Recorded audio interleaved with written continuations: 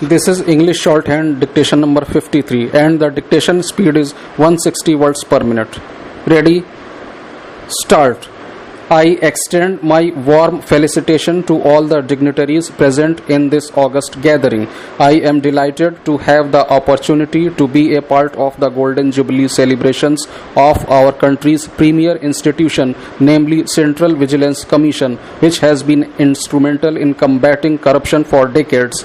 I wish to see this day as not to commemorate the mere existence of Central Vigilance Commission, but to commemorate those unnamed and unsung heroes who in the past have fought courageously against social ills, and to those who have made it a mission of their lives to fight the evils of corruption. On this memorable occasion, I congratulate the members and officers of the Central Vigilance Commission for their dynamic and forceful support in combating corruption in the largest democracy of the world. Corruption is the biggest threat to democracy. In a healthy democracy, institutions must be independent and strong. That helps facilitate good governance, accountability, and transparency. However, 6 decades of independence in our country have witnessed a steep rise in the magnitude and complexity of corruption in public life.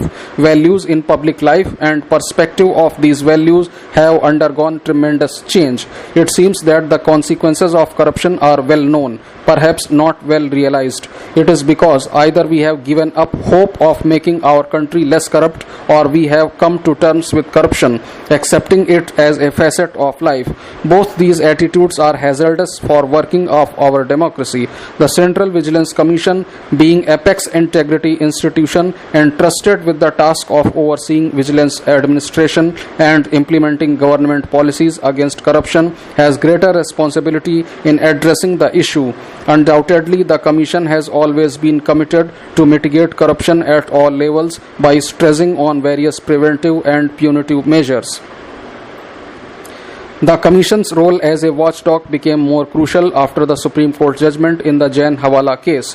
After this judgment, with the enactment of Central Vigilance Commission Act 2003, the Commission acquired statutory authority, namely the superintendence over functioning of CBI insofar as cases handled by it under Prevention of Corruption Act are concerned. Recognizing the eminence of the Commission in dispensing the functions enumerated in the Act, the Supreme Court has on more than one occasion reposed faith in the Commission and has entrusted highly sensitive cases to assist the court in monitoring them. Thus, it is obligatory on every officer of the Commission to function in a manner to ensure fair, impartial, and unbiased functioning of the agency, and ultimately uphold and preserve the trust of the people in the institution of democracy. I have learnt that the Commission has undertaken many new initiatives for combating and preventing corruption.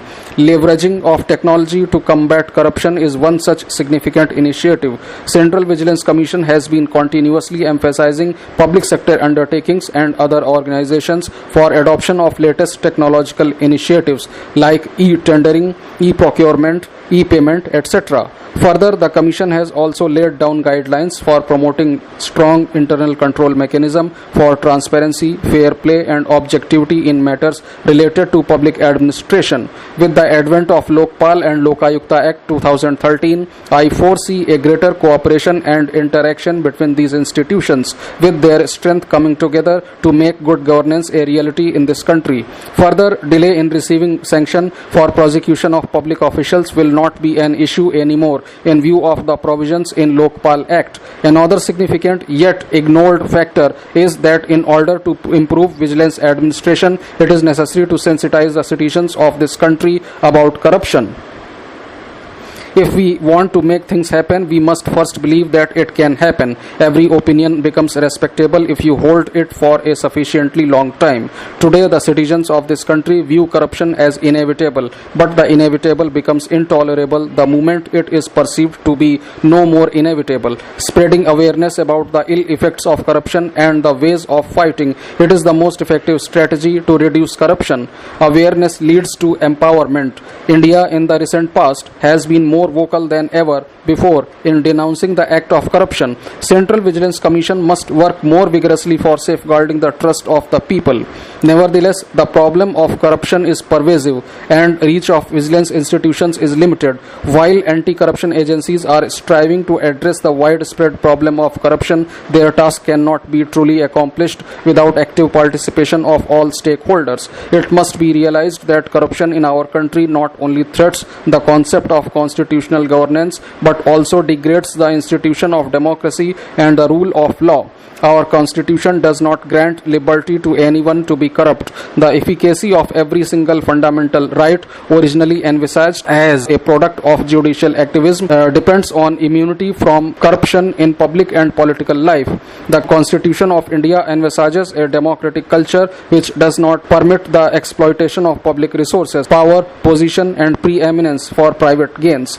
The Commission has been stressing on predictive, proactive and participative vigilance measures in addition to building of public awareness to fight corruption. The Vigilance Awareness Week, which is being observed every year at the instance of CVC with different themes and focus, has been making good impact amongst all stakeholders, including civil society. The role of media in combating corruption is equally significant. Today, we are in a transitional phase where old values are crumbling and new values are formed. Media also plays extremely vital role in our lives. It is like a mirror to the society which reflects contemporary thoughts and action and shapes people's perception. It wields enormous power to affect their opinion. In such a backdrop, media owns huge responsibility of disseminating true and fair information about scams or scandals. Neither the truth should be suppressed nor untruth exaggerated. An unbiased, ethical and fair publication can result into virtual cycle of transparent policy making, clean government and faster economic growth. Besides, the Right to Information Act 2005 has increased the public awareness. It has also necessitated greater transparency and accountability in public life, which are positive signs of healthy democracy. Here I want to say something about delay in disposal of cases. Despite timely amendments and strict interpretation rendered by courts to the provisions of the Prevention of Corruption Act, corruption tends to be like a cancer in our society. One of the primary factors is the delay caused in disposal of corruption cases.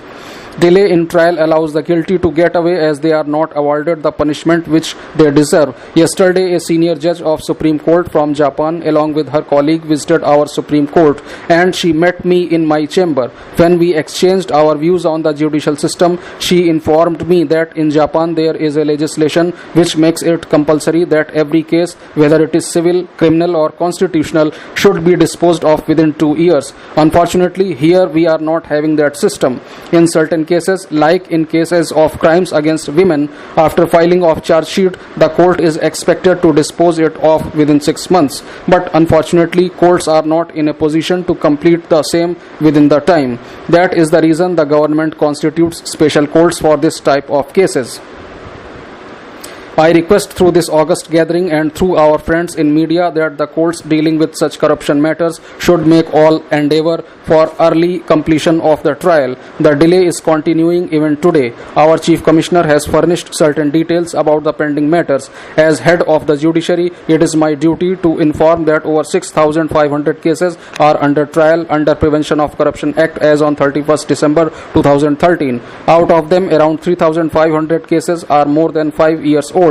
As a matter of fact, when I assumed office as Chief Justice of India in July, the first letter I wrote was addressed to all the Chief Justices, asking them to identify the cases arising from Prevention of Corruption Act and cases pertaining to women and to give priority to those cases not only in high courts but also in all special courts.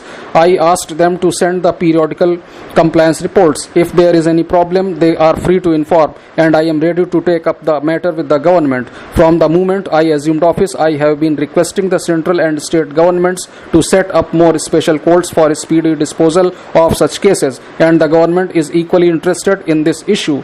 Besides, I have directed the registry of the Supreme Court to put the cases arising under Prevention of Corruption Act at the top of the list for speedy disposal. I am also very glad that CVC has been actively engaging with various international anti-corruption agencies as a measure of international cooperation for creating integrating knowledge management system.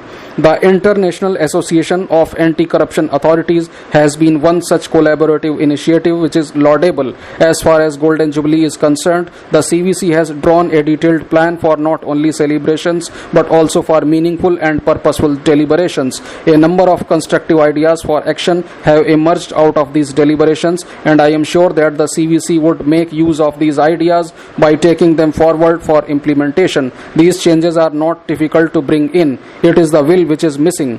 Perils of democracy are the result of loopholes within it. To plug them, we need to fight enduringly until it is completely eradicated.